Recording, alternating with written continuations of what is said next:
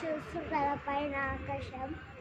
ఏంటంటే వచ్చినే వీడియో పెట్టిన ఏం లేదు, నా జీప్ ఉంది కదా, ఆ జీప్ చూపిస్తారండి.